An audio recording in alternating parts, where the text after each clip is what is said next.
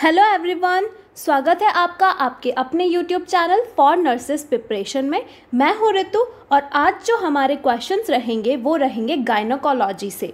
Video को last तक देखना बिल्कुल भी ना भूलिएगा, क्योंकि फॉर नर्सेस प्रिपरेशन की तरफ से जो ये हैशटैग सीरीज़ आपके लिए तैयार की गई है वो एग्ज़ाम के बेसिस पे बहुत ही ज़्यादा इम्पॉर्टेंट है।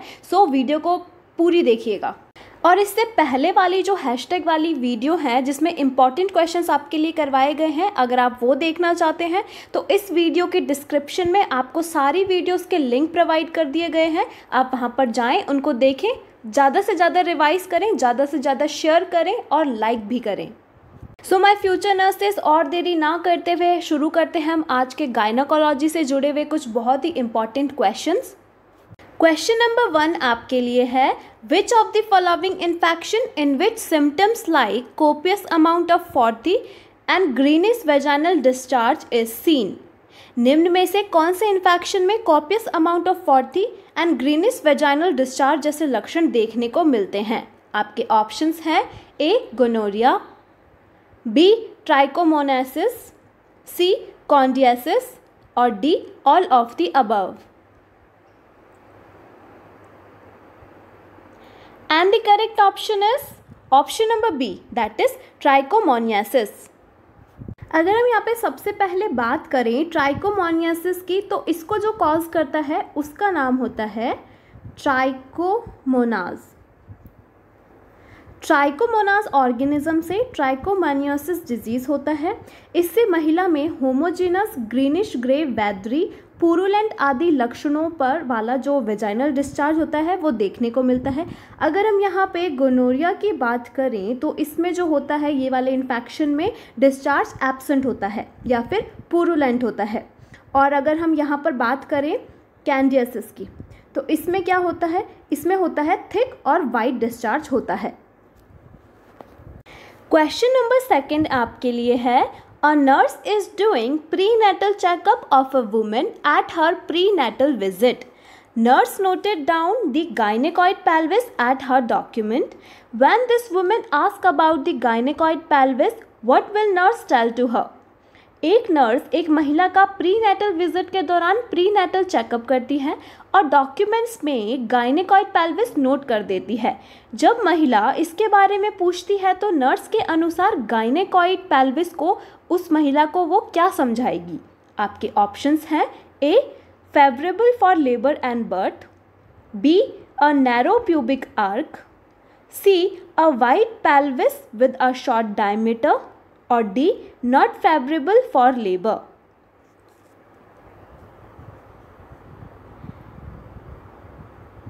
And the correct option is option number A, that is favorable for labor and birth।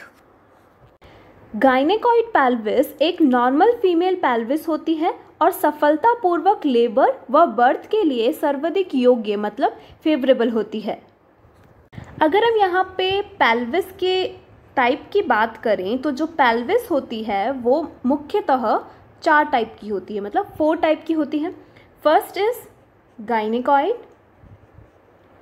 Gynaecoid और जो कि होती है गोल मतलब राउंड शेप में। सेकेंड वन इज एंड्रॉइड जो हार्ट शेप की होती है। और अगर हम यहाँ पे थर्ड पेल्विस की बात करें तो वो होगी एंथ्रॉइड। एंथ्रॉइड की जो शेप होती है वो होगी ओवम शेप्ड। और अगर फोर्थ की बात करें तो वो होगा प्लैटीपिलॉइड और इसकी जो शेप होगी वो होगी किडनी शेप। क्वेश्चन नंबर 3 है, which of the following food item is the richest source of iron.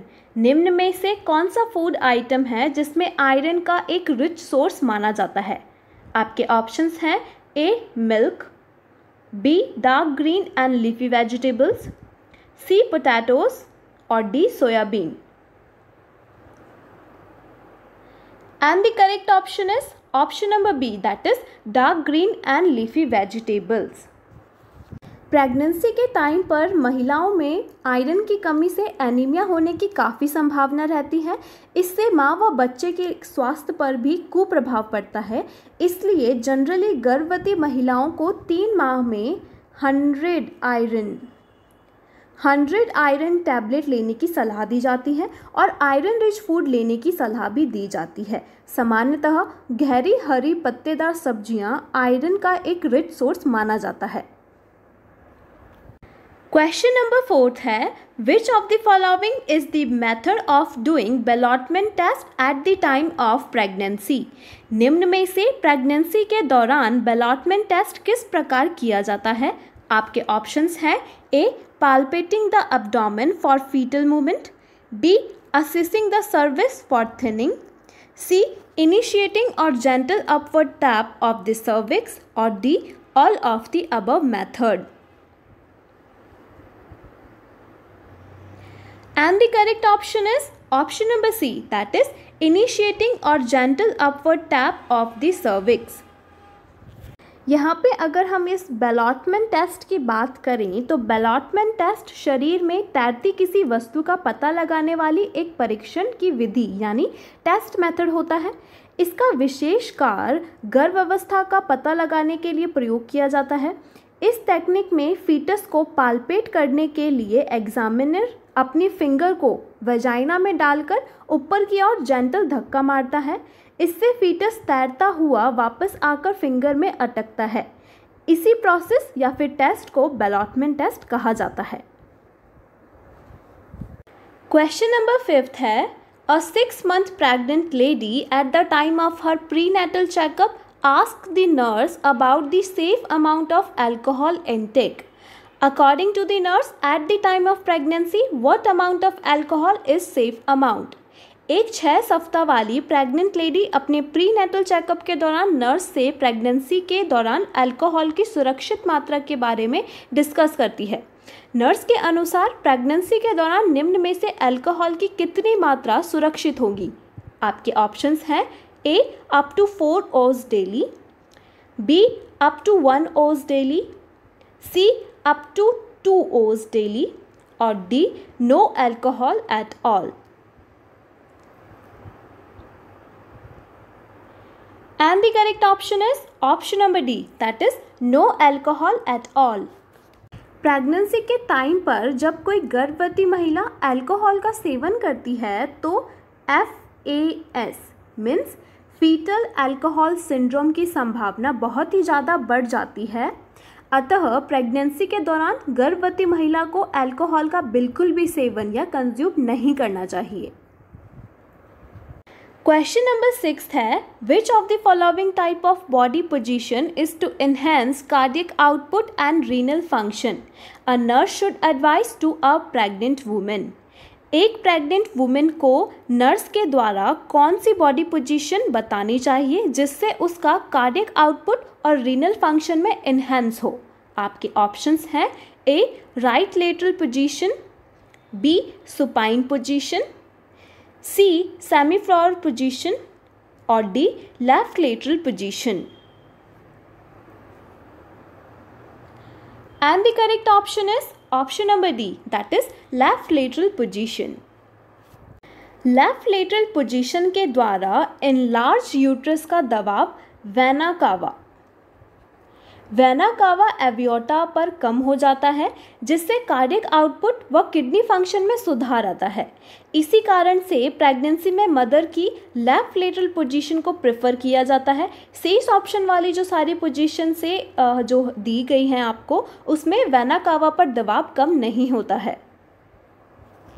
Question number 7 है, which of the following stage of the time during pregnancy in which drug intake may leads to fetal structural damage? निम्न में से pregnancy के कौन से stage में drug के seven करने पर फीटस में स्ट्रक्चरल डैमेज हो सकता है? आपके ऑप्शंस हैं A entire pregnancy, B 3rd trimester, C 2nd trimester, और D 1st trimester. And the correct option is option number D, that is in 1st trimester. Pregnancy को मेनली 3 अवस्थाओं में बांटा गया है। अगर हम यहाँ पे फर्स्ट की बात करें तो जो कि होता है 1st ट्राइमेस्टर, यह अवधि ऑर्गेनोजेनेसिस की होती है। इस कारण से इस अवस्था में ड्रग लेने से ऑर्गेनोजेनेसिस की क्रिया प्रभावित होती है और अगर हम यहाँ पे सेकेंड की बात करें तो वो होता है सेकेंड ट्राइमेस्टर। इसमें ऑर्गेनोजेनेसिस क्रिया पूर्ण हो जाती है। Third is third trimester. इस अवस्था में फीटस का विकास पूर्ण हो जाता है। सामान्यतः संपूर्ण प्रेगनेंसी में ड्रग को अवॉइड किया जाना चाहिए, लेकिन तुलनात्मक दृष्टि से फर्स्ट ट्राइमेस्टर बहुत ही क्रिटिकल व सेंसिटिव स्टेज मानी जाती है। क्वेश्चन नंबर 8 है, which of the following intervention nurse should prioritize first if a pregnant woman condition from pre-eclampsia to eclampsia condition? यदि कोई गर्भवती महिला प्री एक्लैम्शिया से एक्लैम्शिया कंडीशन में जाती है तो नर्स के द्वारा निम्न में से कौन से इंटरवेंशन को सबसे फर्स्ट प्रायोरिटी देनी चाहिए? आपके ऑप्शंस हैं A administer O2 by face mask, B assess the blood pressure and FHR, C clear and maintain on open airway, or D none of the above. And the correct option is option number C, that is clear and maintain in open airway. Seizures या फिर हम कह सकते हैं एक्लैम्शिया, इसके दौरान immediate care के रूप में एयरवे की पेटेंसी को मेंटेन करना अति आवश्यक होता है, क्योंकि एबीसी थ्योरी के अनुसार एयरवे की पेटेंसी को मेंटेन करना इसी को हमेशा फर्स्ट प्रायोरिटी दी जानी चाहिए। और बाकी वाले जो सारे ऑप्शन हैं वो मुख्यतः सीजर के पहले या बाद में करने चाहिए। क्वेश्चन नंबर 9 है, what is the basis of difference between true labour contraction and false labour contraction? निम्न में से किस आधार पर ट्रू लेबर कॉन्ट्रैक्शन को फॉल्स लेबर कॉन्ट्रैक्शन से अलग किया गया है? आपके ऑप्शंस हैं A occur immediate after membrane rupture, B progressive with cervical dilation, C be less uncomfortable if women is in a side line position, और D stop when woman is encouraged to walk around. And the correct option is option number B, that is progressive with cervical dilation. अगर हम यहाँ पर true level contraction की बात करें तो true level contraction जो होता है इसमें सर्विक्स के डायलेक्शन के साथ साथ बढ़ते जाते हैं। इसके अलावा यह कॉन्ट्रैक्शन किसी भी एक्टिविटी जैसे एनाल्जेसिक, मसल रिलैक्सेंट आदि देने पर भी डिक्रीज होने के बजाय इंक्रीज होते जाते हैं, और यह कॉन्ट्रैक्शन कोई भी पोजीशन देने पर भी लगातार कंटिन्यू बढ़ते रहते हैं। Next and the last question of this video is, which of the following stage of labor in which crowning process is occur? निम्न में से प्रसव या लेबर की कौन सी स्टेज में क्राउनिंग प्रोसेस होती है? आपके ऑप्शंस हैं A fourth stage of labour, B third stage of labour, C second stage of labour, और D first stage of labour. And the correct option is option number C, that is second stage of labour. Labour की या फिर प्रसव की second stage जो होती है उसमें सर्विक्स के कंप्लीट डायलेशन से प्रारंभ होती है और यह बच्चों की डिलीवरी के साथ ही समाप्त हो जाती है। इसी अवस्था में बर्थ कैनाल से फीटस का सिर यूटेराइन कॉन्ट्रैक्शन के साथ अंदर बाहर आता रहता है और फिर कुछ समय के बाद ऐसी स्टेज आती है जिसके बाद फीटस का हेड वापस अंदर नहीं जाता है, मतलब जब फीटस का स्कैल्प स्पष्ट रूप से विजिबल होता है, इसी अवस्था को क्राउनिंग प्रोसेस कहा जाता है। सो माय फ्यूचर नर्सेस, आज के वीडियो के लिए बस इतना ही। उम्मीद करती हूँ आज के जो सारे क्वेश्चंस हैं आपको अच्छे से समझ आए होंगे, आपको याद हो गए होंगे। और अगर आपको और प्रैक्टिस करना चाहते हैं इन सारे क्वेश्चंस की अलग अलग टॉपिक वाइज, तो आप हमें इंस्टाग्राम पेज पे भी जाके हमें फॉलो कर सकते हैं, जहाँ पे हम डेली क्विज के साथ आपको इंटरेस्टिंग वे में क्वेश्चंस देते हैं, जिसके थ्रू आपकी जो प्रिपरेशन है वो बहुत ही ज़्यादा स्ट्रांग हो सके। और अगर आप हमको फॉलो करना चाहते हैं तो वीडियो के डिस्क्रिप्शन में इंस्टाग्राम का लिंक दिया गया है, आप वहाँ पर जाएं और हमें फॉलो करें। And at last, I just wanna say all the best for your upcoming exam. I know you guys can do it, so just hit it up. And together with keep learning, keep supporting for nurses preparation. I'll see you tomorrow.